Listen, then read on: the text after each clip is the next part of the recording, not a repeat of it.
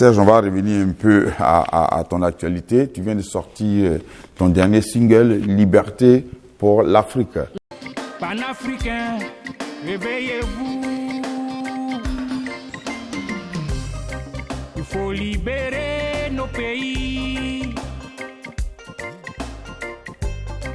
Liberté pour mon peuple. Il faut libérer notre Afrique, yeah. Liberté pour mon peuple. Certains ont tué mon peuple. Ils n'ont jamais été condamnés. Certains ont créé le CFA pour appauvrir et soumettre mon peuple. La maman prise la CEDEAO et notre pour en faire des clubs de soutien. Il faut libérer nos pays. Liberté pour mon peuple. Il faut libérer notre Afrique, yeah, yeah. Liberté pour mon peuple, yeah,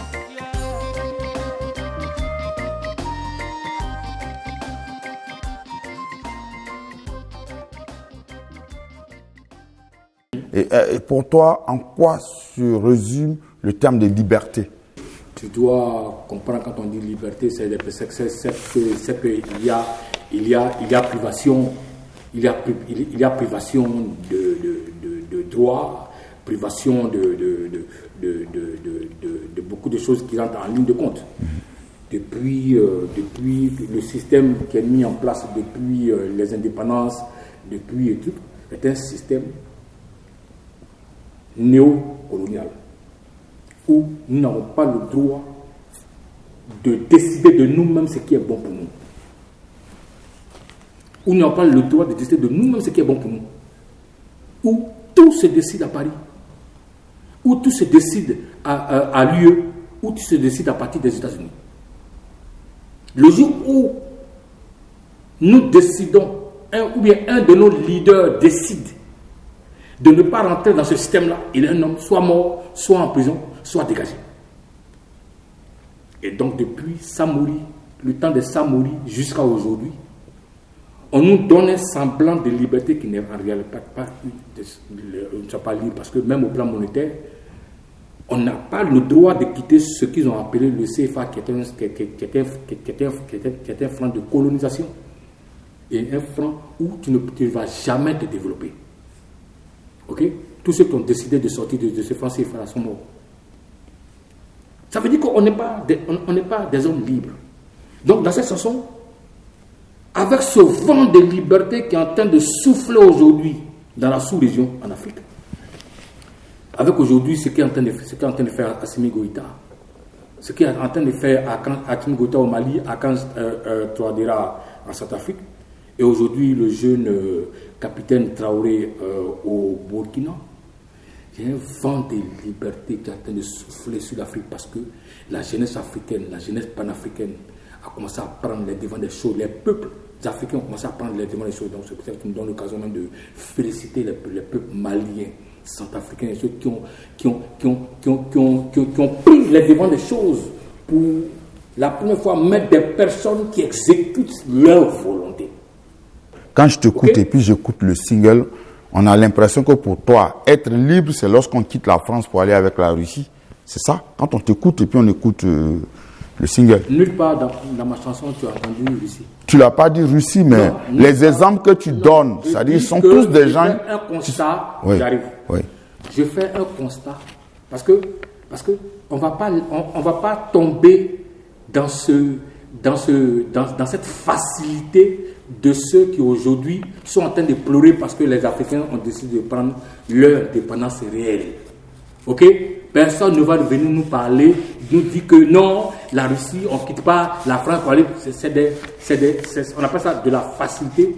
On appelle ça des personnes qui sont en train de pleurer parce qu'ils sont en train de perdre un certain nombre de privilèges. Je répète encore, je ne suis pas dans le débat Russie ou autre. Je vois que au Mali, le Mali aujourd'hui propriétaire de sa terre, de ses terres. C'est comme ça, moi je vois. J'arrive. Non, oui, mais je vois aussi que... Le Mali aujourd'hui a une armée. Le Mali aujourd'hui, au moins, a des armes, peut commander des armes et que son armée, même si elle est appuyée par l'armée russe, qui est par des soldats russes, avec qui elle a un contrat.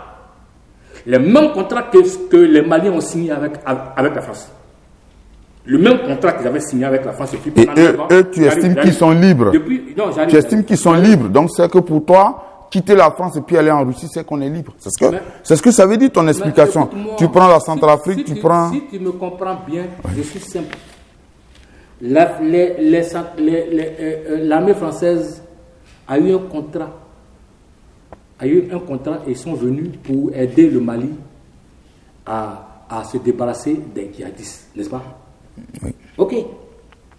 Et puis depuis 9 ans, ils sont arrivés depuis 9 ans, ils sont installés depuis 9 ans. Depuis 9 ans, les djihadistes ont multiplié leurs actions par 10 000. Jusqu'à même, ils étaient même aux portes de Bamako.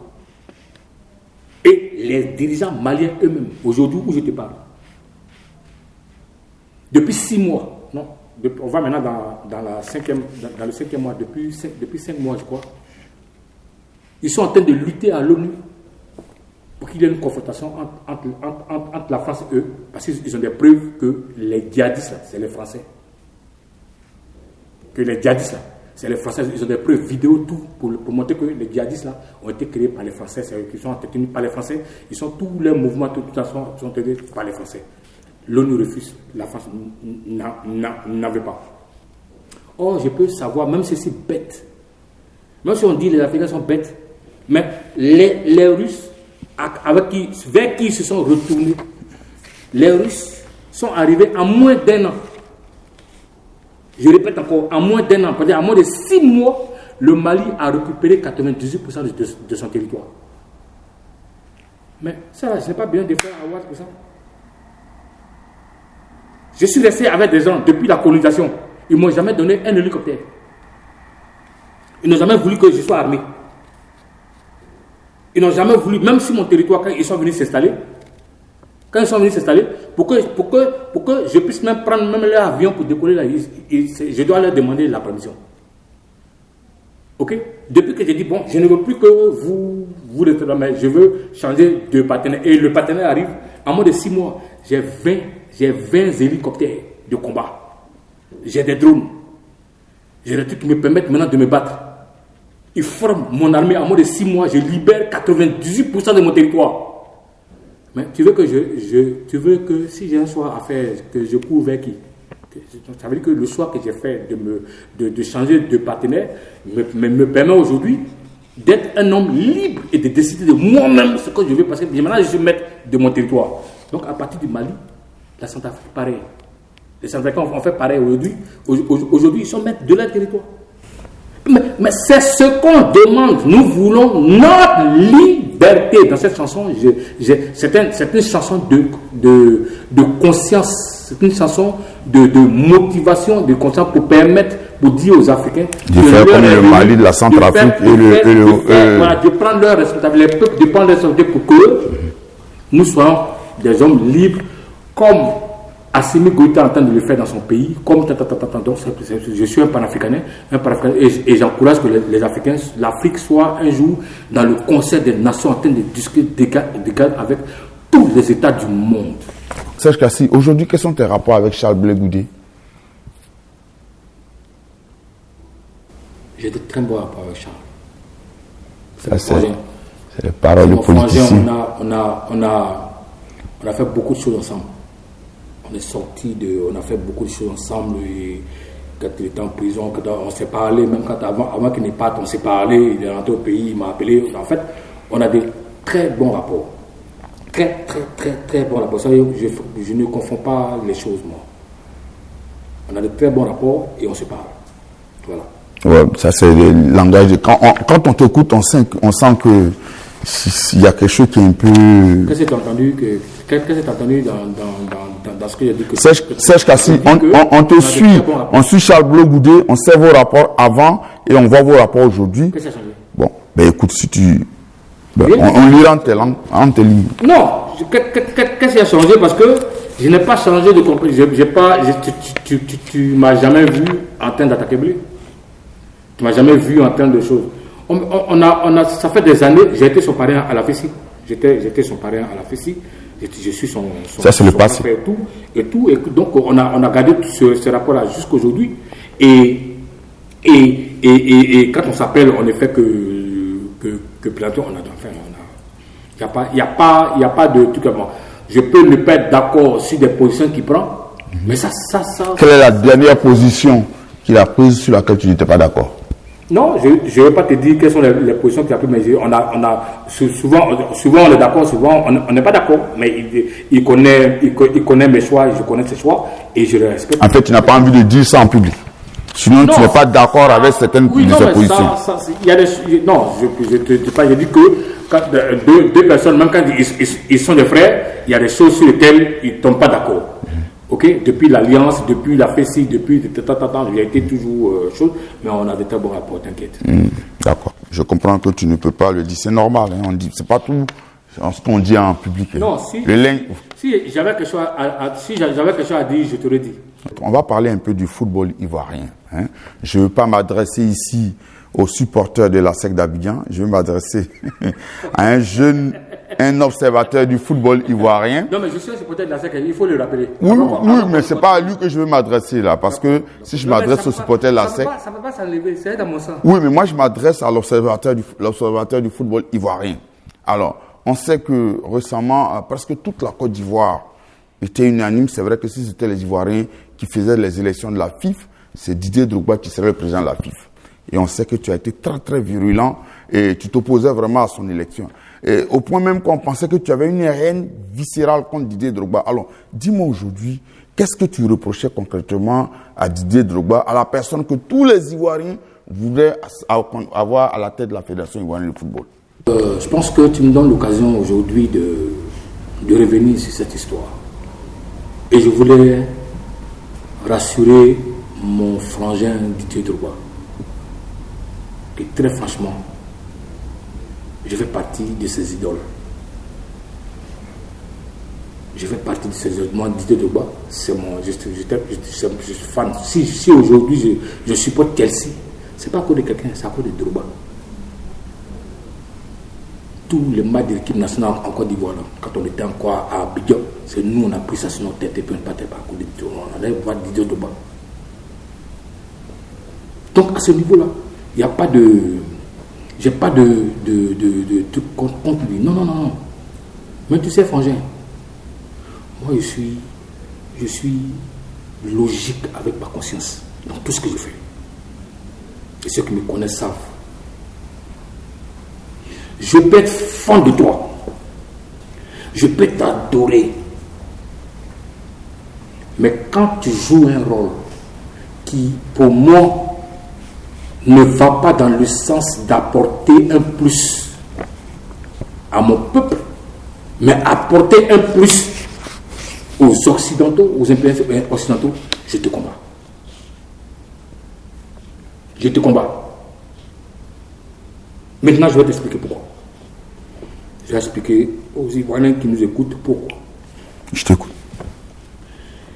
Tu es sans ignorer qu'il y a eu des élections à la CAF avant les élections de la FIF, n'est-ce pas? Oui. J'ai regardé ce qui s'est passé à la CAF et je me suis souvenu qu'il y a des gens qui nous disaient non, dans le sport, il n'y a pas de politique. Mais ils ont vu tout dernièrement que dans le sport, là, c'est la politique. À la CAF, il y a eu un monsieur qui s'est levé, qui est venu unir toute l'Afrique. J'ai même fait des posts sur Facebook pour dénoncer ça à la CAF. Rappel. Les dirigeants de la CAF ont uni l'Afrique. un certain Gianni, président de la CAF et président de la FIFA, il s'est levé un matin et puis il est venu à comme ça, aux élections, à l'organisation des élections d'AFIF. Il a fait des tournées pour rencontrer tous les chefs d'État parce qu'il avait choisi son candidat, Motsepe Patrice. Motsepe Patrice. C'était son candidat. Et il est venu l'imposer. Il y avait des candidats. Il y avait le candidat ivoirien qui s'appelait Jacques Anouma. Il y avait le candidat sénégalais, c'était Senghor. Gianni est venu avec ses malades. Infantino est venu demander à ces dirigeants-là qu'il ne faut pas qu'il y ait des élections, mais il faut qu'il y ait un consensus autour de son candidat. Du coup, le candidat ivoirien Jacques Anouma, un de nos compatriotes, à qui on a forcé de ne pas se présenter. On a tordu son bras parce que un certain Gianni est quitté en Europe pour venir imposer ce désir sur le continent africain pour prendre le contrôle de la CAF. Pour moi, c'était une honte pour l'Afrique. Et je me souviens que l'ancien président de la CAF, le Camerounais Issa Hayatou, a fait même une interview sur Jeune Afrique où il a parlé de sa honte parce que l'Afrique s'était pliée en deux pour Gianni, qui a pris le contrôle aujourd'hui de la CAF. Notre CAF. Pourquoi? Parce que quand tu contrôles la CAF et tu contrôles les différents présidents, tu es sûr de mourir à la présidence de la FIFA. Et il a amené certains chefs d'État à obliger leurs ressortissants à ne pas se présenter. Je n'ai pas été d'accord avec ça, j'ai combattu. Je n'étais pas content, j'ai dénoncé cela. Parce que c'était une forme de colonisation de l'Afrique, pas dans le sport. Si beaucoup n'ont pas compris ça, c'est qu'ils n'ont rien compris dans le combat que nous sommes en train de mener. Parce que nous sommes soumis. Ok.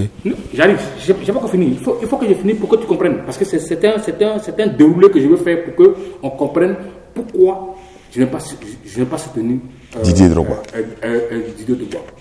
Nous sommes colonisés culturellement. Nous sommes colonisés sportivement. Nous sommes colonisés économiquement. Nous sommes colonisés dans tous nos quêtes. Dans tous les domaines, nous sommes colonisés. Nous sommes colonisés par les impérialistes occidentaux. Ok?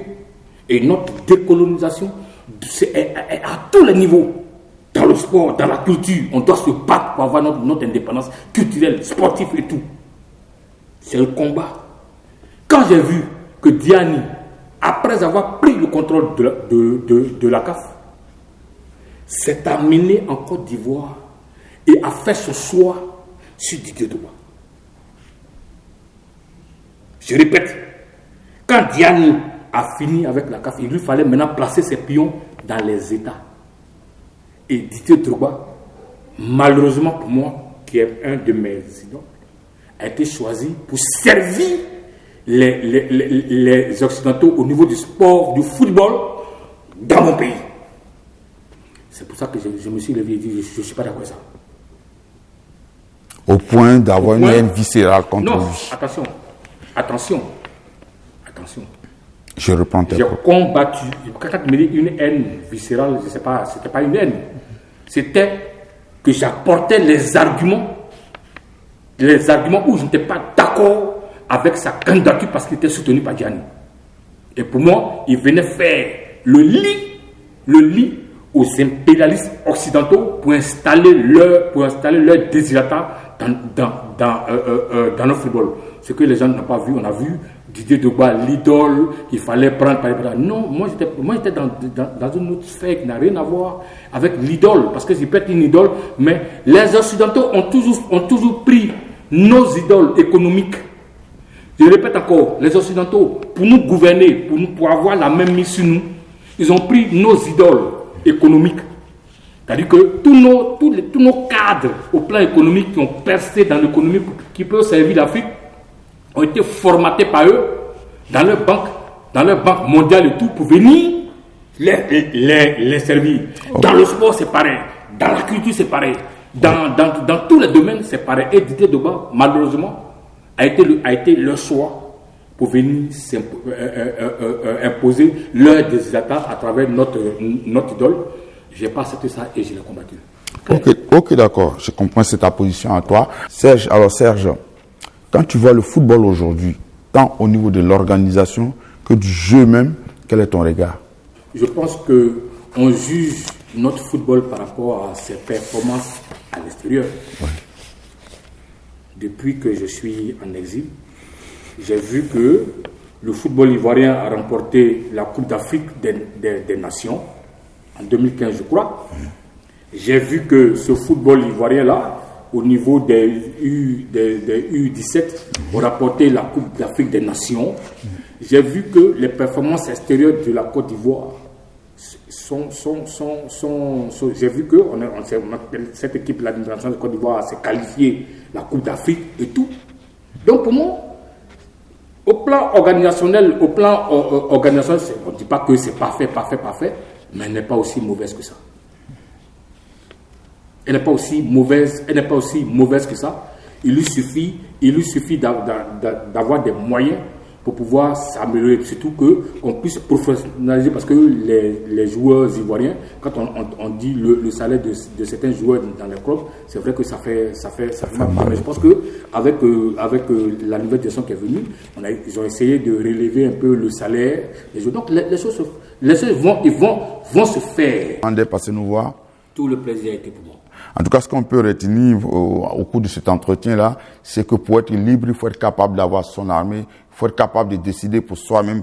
Je crois que c'est ce qu'on peut retenir de l'entretien qu'on a eu aujourd'hui avec Serge Kassi, qui était notre invité, avec qui nous avons parlé de sa musique, de son combat pour la liberté. Serge Aboga a réalisé cette émission. Je suis Albert Drogba Carino de Niaparayo. On se donne rendez-vous la prochaine fois. Merci.